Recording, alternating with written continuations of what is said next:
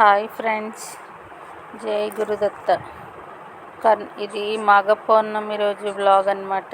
కర్ణాటకలోని మహాశక్తివంతమైన క్షేత్రం గాన్గాపూర్ వెళ్ళాము. దత్త క్షేత్రాల్లో ప్రముఖమైంది గాన్గాపూర్. ఇక్కడికి వచ్చే భక్తులు గుడికి వెళ్ళే ముందు ఇక్కడి భీమా అమర్జా సంగమంలో స్నానం చేస్తారు. సంగమం గుడికి 3 కిలోమీటర్ల దూరం ఉంటుంది. ఇక్కడి సంగమంలో స్నానం చేయటం వల్ల అపమృత్యువు ఉండదని, అంతేకాకుండా రోగాల నుంచి విముక్తి పొందుతారని భక్తుల విశ్వాసం. స్నానం చేసిన తర్వాత ఔదుంబర వృక్షం చుట్టూ ప్రదక్షిణ చేస్తారు. కొంతమంది భక్తులు అక్కడ గురుచరిత్ర చదువుతారు. చెట్టు దగ్గర దత్తాత్రేయ స్వామి ఈ ఔదుంబర వృక్షం చెట్టు కిందనే తపస్సు చేసేవారట.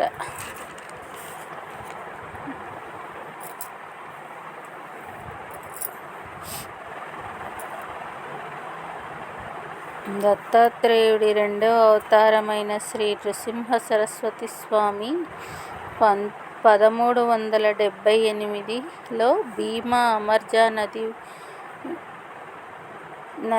వద్ద తపస్సు చేసేవారు. సుమారు 23 సంవత్సరములు గాన్గాపూర్లో ఉన్న స్వామి శ్రీశైలంలో కదరీవనంలో తపస్సు చేసి 1459లో పాతాళగంగలో అంతర్ధానమయ్యారు. స్వామివారు శ్రీశైలం వెళ్లే ముందు భక్తుల కోరిక మేరకు తన పాదుకలను ఇక్కడే వదిలేసి వెళ్లారు. ఇక్కడ భూత ప్రేత పిశాచాలు ఆవహించిన వారు, మానసిక స్థితి బాగోలేని వారికి ఈ ప్రాంతానికి రాగానే వారికి వాటితో విముక్తి కలుగుతుంది.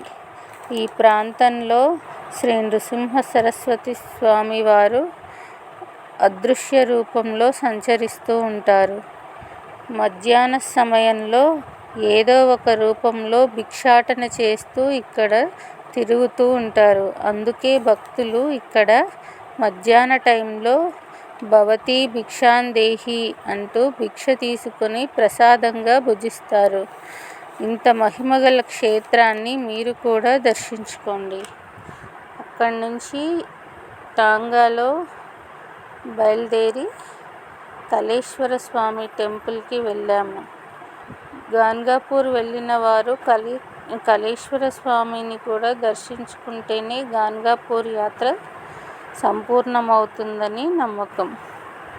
మీరు కూడా గాన్గాపూర్ వెళ్ళి దత్తాత్రేయ స్వామిని దర్శించుకోండి.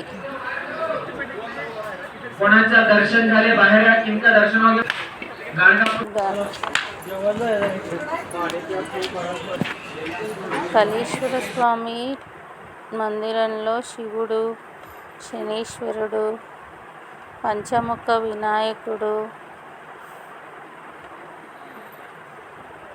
దుర్గామాత వీళ్ళందరినీ దర్శించుకోవచ్చు.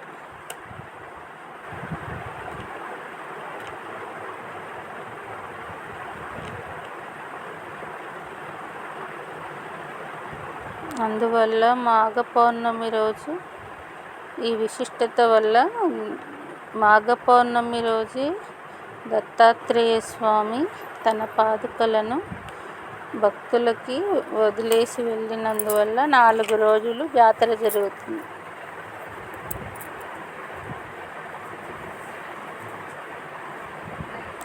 మేము కూడా 12ంటికి భిక్ష తీసుకున్నాం. Thank you.